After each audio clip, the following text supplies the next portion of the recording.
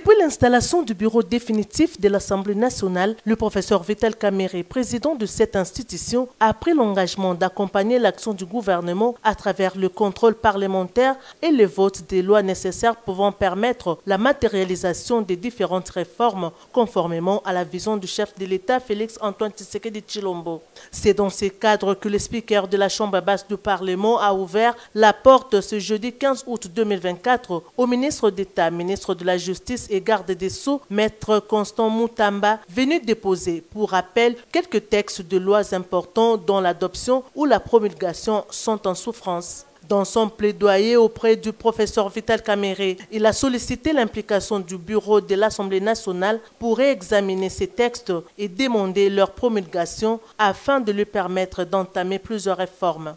Ces propositions de loi ont été débattues en plénière et sanctionnées par un rapport de la commission PAG au cours de la précédente législature, mais ne sont toujours pas promulguées à ces jours. Donc là, il s'agit de la proposition de loi sur l'organisation, fonctionnement et compétence des juridictions de l'ordre judiciaire.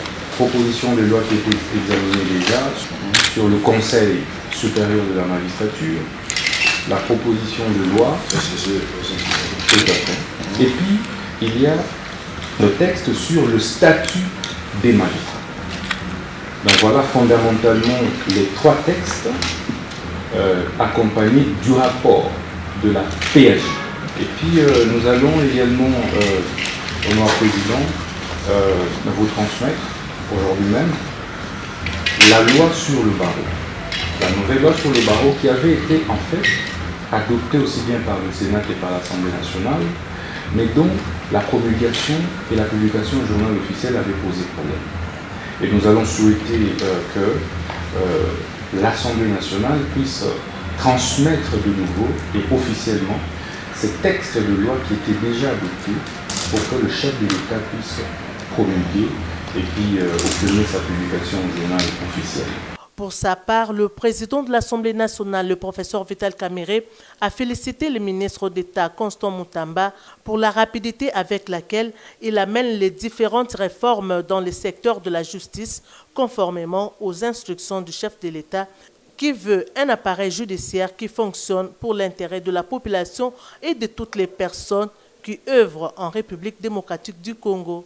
Il a promis d'inscrire cette matière dans la prochaine réunion du bureau afin de pouvoir transmettre ces différents textes à la commission PAG avant leur réexamen et adoption par la plénière. Je tiens d'abord à vous féliciter pour la rapidité avec laquelle vous amenez des réformes importantes dans le secteur judiciaire. Comme vous l'avez si bien dit, le président de la République est obsédé par cette réforme de la justice.